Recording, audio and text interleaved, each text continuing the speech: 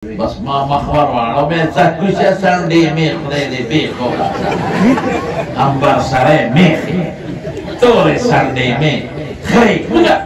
په پښتو کې مې وښه چې کوشش ما هغه 2004-05 خبره بس ټیکټ مې ځان نه مخکې کاغي ته مې دا خو چې سترګې غړوم په بربند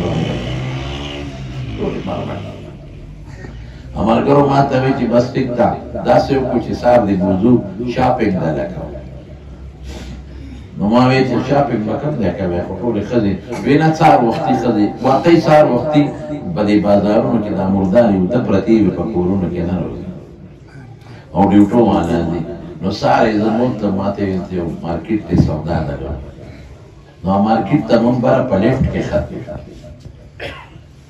نو ما خو پټکې والي ملګري را سره وویل شکر دې ګیرو والو نیکان نو چې لیفټ روان شو نو په یو فلیټ باندې ودرېدل یو ځای کې ودرېدل نو یو ښځه رادننه شوه مسلمانه نو بیا ته ویم چې ولې مسلمانه خو ډېره غټه ښځه وه او تکه توره وه د دې افریقې د حبشیانو د دغې وطن وه تکه توره بدشکله ښځه بدنما مړه داسې غټه ښځه ما چېرته نه ده لیدل چې په لیفټ کې قدم کېښود غونډې وړاقوه غټه ښځه تکه ښځه او زما وروڼو دا حقیقت ویم چې د هغې ټول وجود بربنډ و صرف د دې ورونو په دې میانځ کې یو 2-3 ګوتې کپړه وه دا نرۍ جارګې او په دې سینه د پاسه هغه ټوکړه تړلې وه چې دا سینه یې پرې پټه کړې باقي د سر نه واله خپو پورې بربنډه وه نو چې راننوته نو موږ ما وی چې څوک به نو غیر اختیاري نظر مې پرې ولګېد نو قصدن نه غیر اختیاري د لومړي نظر معافي نو ما زر مخ خپل طرف ته واړه او ما وی انا لله و انا الیه راجعون سړی خفه شي نو دا وایي نو خفه شم ما وی څوک کافره وایي مسلمانه بلي خو چې دا مې وی که نه نو هغې مردارې وی لا حول ولا قوة الا بالله لا حول ولا قوة الا بالله لا حول ولا قوة الا بالله وی ما شیخ مسلمان دی لکه دا لا حول مسلمان وی دا کافر خدایا او ما ته کنزل شروع کړل په عربۍ کې خو داسې کنزل مړی یې چې څه په خولې ورتلل لګیا وم او دا بدره دی وی او په دې خفه وه چې دا تا انا لله ما څه چل کړی ما څه چل کړی چې تا دا انا لله وي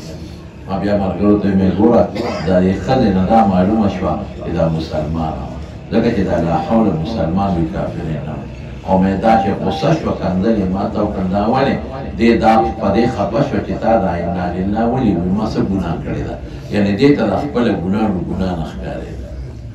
ما سم کنځل یې کول زر یې بټن ووانه په هغه بل پلیټ کې زر کوش وه مونږ سره بله تلم نه خو چې کوزېده نو ما صرف غړمبېده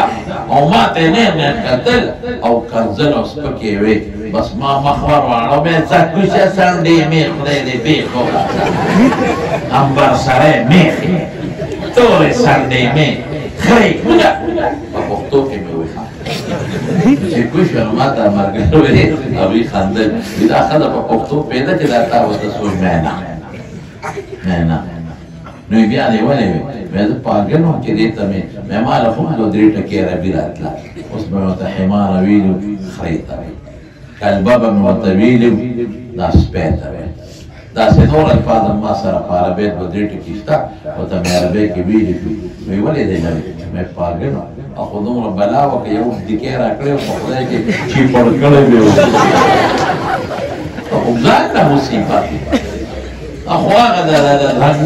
د ځنګل هغه مضبوطه میخه دي به پې وبخې او خو دومره غټه بلا وه دوی پښتو کې دې بیا ولې وې بیړه مې سپک شو زه بړه غورم دا زموږ زنانه دي ښځې راشئ که نه اسلام آباد ته وګورم راشئ قلاهور کې وګورئ راشئ کراچۍ کې دې مارکېټونو کې وګورئ راشئ د پېښور په دې تنګو بازارونو کې وګورئ په دې دان کې په دې تنګو بازارونو کې وګورئ نو ښځې بې ستره شوې